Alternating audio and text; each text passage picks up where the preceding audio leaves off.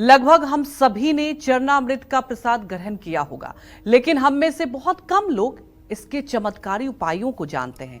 लेकिन क्या आपको चरणामृत के साइंटिफिक पहलू के बारे में जानते हैं? क्या आपको पता है? अगर नहीं पता है तो आप जान भी लेते हैं पंडित जी से। बताएं पंडित जी।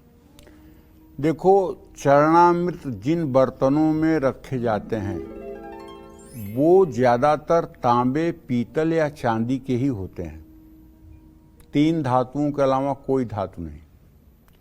इन धातुओं के बर्तनों में रखा जल ग्रहण करने से शरीर की गर्मी अपने आप कम होती है। शरीर में महत्वपूर्ण मिनरल्स और विटामिन घुलने में आसानी होती है। तांबे के बर्तन में रखा चरणामृत शरीर में आयरन की कमी नहीं होने देता।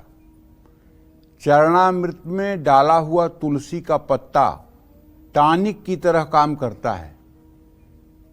इसको ग्रहण करने से बुखार, खांसी, श्वास की तकलीफ, किडनी में अगर पथरी है या हार्ट अटैक की समस्या है, तनाव है, सिर दर्द है, स्किन प्रॉब्लम है या दांत के रोग है तो सब में आराम मिलता है। तांबे के बर्तन का चरणामृत नियमित रूप से ग्रहण करने वाले का दिमाग भी तेज होता है।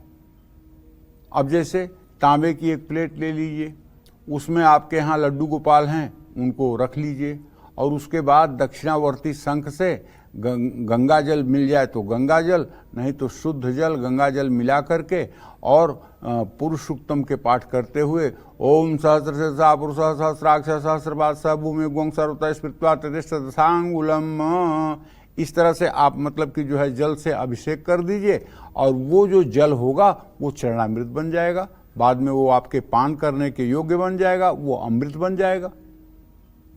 चरणामृत में अगर बेलपत्र डला हो फिर इसको नियमित रूप से ग्रहण किया जाए तो पेट का अल्सर, डायबिटीज, कोलेस्ट्रॉल, कब्ज या पेट से जुड़ी बहुत सारी समस्याओं का कंट्रोल किया जा सकता है।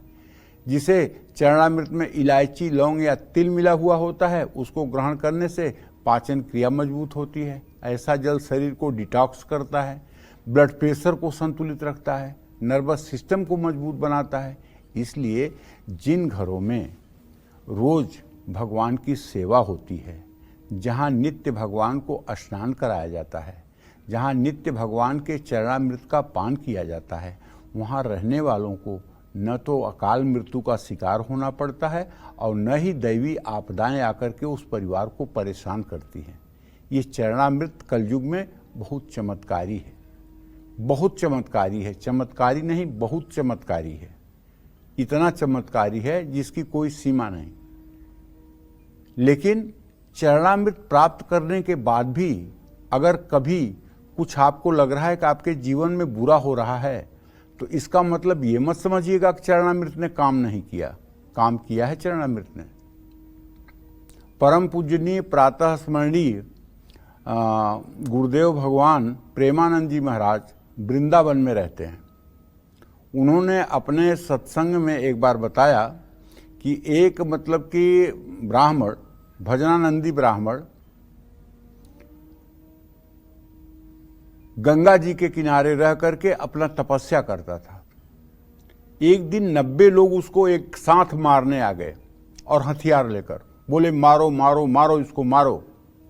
तो उसने हाथ जोड़कर कहा कि हमारी गलती क्या है, क्यों आप लोग हमको मारना चाहते हैं? तो उन लोगों ने कहा कोई गलती नहीं है, लेकिन हम लोग तुम्हें मारेंगे और मारना चाहते हैं। मेरी गलती तो बताइए। नहीं, कोई गलती नहीं, फिर भी मारेंगे। अच्छा ठीक है, आप लोग मारिएगा मुझे एक बार गंगा में डुबकी लगा लेने दीजिए। ठीक है, लगा लो।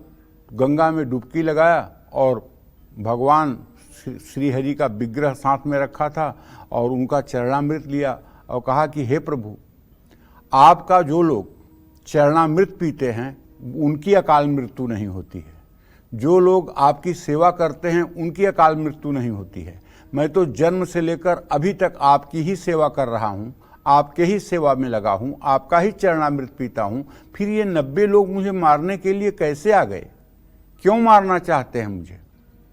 प्रभु ने कहा, भगवान ने कहा कि हे विप्र, तुमने 90 जन्मों में 90 लोगों को, इन लोगों को मारा है, और ये लोग तुम्हें 90 जन्मों में मारते, तुम्हें 90 जन्म लेना पड़ता। अब तुम्हारे इस चरणामृत के प्रभाव के कारण ये 90 लोग एक साथ तुम्हें मारने आए हैं। एक ही बार शरीर त्यागने के बाद तुम्हें मुक्ति मिल जाएगी, 90 बार तुम्हें जन्म नहीं लेना पड़ेगा। तो कहने का मतलब, कभी कभी चरणामृत पान करते हुए, धर्म के रास्ते पर चलते हुए, कभी कभी सत्मार्ग पर चलते हुए घर में कुछ परेशानियां आ जाती हैं, किसी की अकाल मृत्यु हो जाती है, कहीं धनहानि हो जाती है, कहीं बदनामी हो जाती है, तो इसका मतलब नहीं कि भगवान में शक्ति नहीं है। इसका मतलब ये कदापि नहीं होता है कि भगवान आपके रक्षा में नहीं है। हो सकता है आपको सूली लगने का हो और आपको खजूर का कांटा चुभ गया हो। तो इसलिए ईश्वर के ऊपर से आस्था अपनी कभी कमजोर नहीं करनी चाहिए। अगर आपका प्रारब्ध अच्छा है तो चरणामृत अमृत है, लेकिन यदि आपका प्रारब्ध बहुत दूषित है, बहुत गंदा है, पूर्व जन्म आपका एकदम गंदगी से परिपूर्ण रहा है, तो चरणामृत आपको राहत देगा, लेकिन समस्त कष्ट नहीं आएंगे, ऐसा नहीं हो सकता है। सुनहु भरत भाभी प्रबल, बिलखि कहऊँ मुनिनाथ, हानि लाभ जीवन मरण, जस अपजस विधियात। इसलिए नित्य चरणामृत का सेवन करते रहना चाहिए, भगवान का स्मरण करते रहना चाहिए और भगवान को ही समर्पित भाव से जीवन जीने का प्रयास करना चाहिए। जय मां विंध्यवासिनी।